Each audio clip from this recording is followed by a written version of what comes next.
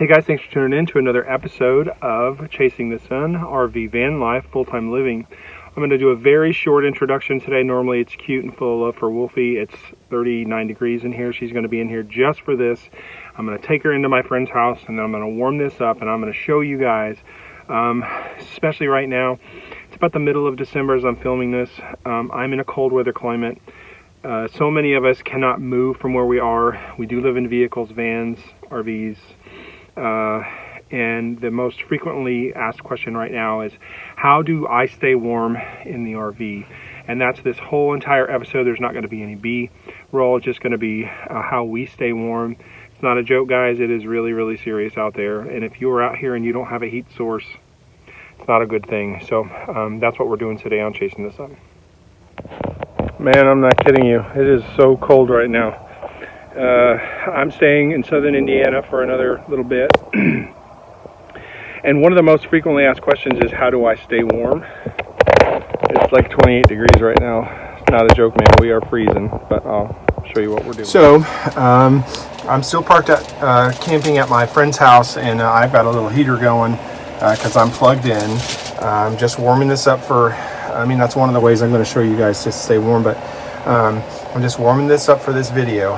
And you guys, if this is your first time seeing my show, my channel, I've got a 21-foot Toyota Sunland Cruiser. You can see there, it is still 40 degrees as I'm warming this thing up, so it's no joke. We're cold. So as this thing is warming up, one of the most powerful ways to lose energy is the windows. This is not very well insulated. It's from 1986, and if you're in a vehicle, unless it's a newer RV or you've done some customizing of your own van or vehicle, it just is what it is. You're going to lose heat. That's sorry guys, I'm doing that one-handed. Those seals are terrible. They're single pane. They just transfer that cold energy in here.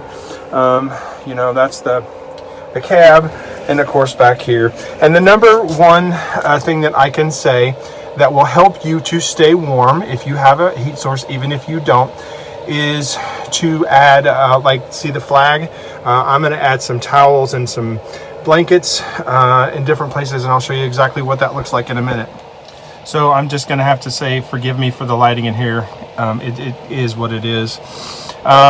So the number one thing that you can do is I've got blankets that go all the way down, and I don't have one over here because I need to have light for the filming of this video, but you can see I've got it is blocking out a significant portion of the cold. And if you just remember a second ago, underneath there, that's where the cab is.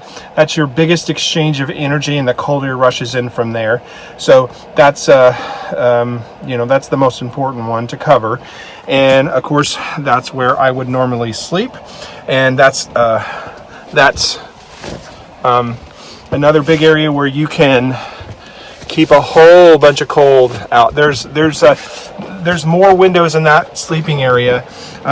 There's a big long one in the center, two on the sides, and then there's the vent up top. That is a terrible place to sleep when it's cold unless you are plugged in somewhere.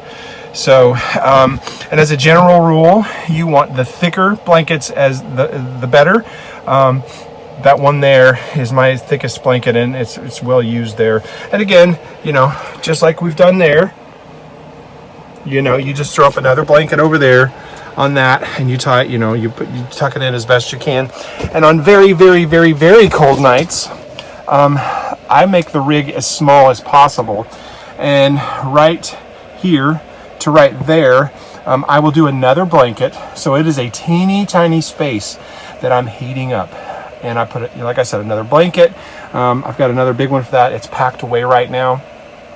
But so basically, you are minimizing the draft as much as possible. You are making the space smaller, and you've got your one bit of heat. So I'm going to show you the different sources that I use for heat. And honestly, the place where you lose the second most amount of heat is the floor. So I've got and people that meet me, from subscribers and people that see my videos, are like, why do you have 26 pillows? That's such a weird thing. Well, what I do is I put them on the floor, and that's just really good insulation. So yeah, there you go. Make it small. Keep the breeze out as much as possible, and put your blankets up and make it tiny in here. And just for reference, it is 42 degrees in here, and that little electric heater has been going for about 20 minutes. It's very, very slow. All right, so the electrical heater has been going an hour, and it's 56 degrees. That's plenty warm enough for me. If you are camping and you can plug in somewhere, this is it. It's a $20 Walmart heater.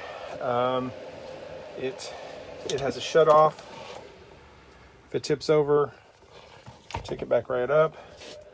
It's, you know, 20 bucks, keeps the whole rig reasonably warm after about an hour. So you can't beat those. All right. So how do you stay warm in a vehicle, an RV, a van? So I guess the easiest and the quickest way to stay warm in an RV or a vehicle is the same way you do outside of a vehicle, and that's dress in layers. And when you don't have the best heat source in the world, or basically if you're in a car and you can't really have a good heat source, you know, long johns, surprise, mine's just covered in paint, but yeah, long johns, dress in layers even when you're sleeping. The other trick that I have is that I've just got some cheap old Wrangler work jeans. You know, they're awesome, but they're lined, and I don't know, yeah, you can see that. Those are lined, so those jeans just keep you really, really super duper warm. So dress in layers. If I was going to be in a vehicle and I didn't have any heat, I would have you know, a couple pairs of socks, long johns on my legs, and then another couple layers on top of that. So excuse me. The other thing that you have to really consider, it's warming up in here now, and my hair looks amazing, is that you know, I choose to travel with a dog.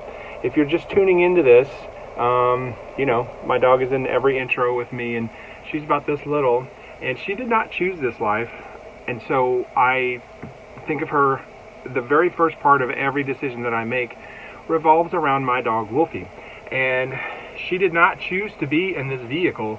So if I cannot keep her above 60 degrees, we won't stay there. So you know, she has all kinds of sweaters and stuff, and we're never cold. The coldest night we ever spent was a night in Charlestown, Indiana, last January, in southern Indiana. It was 7 above, and there is no way.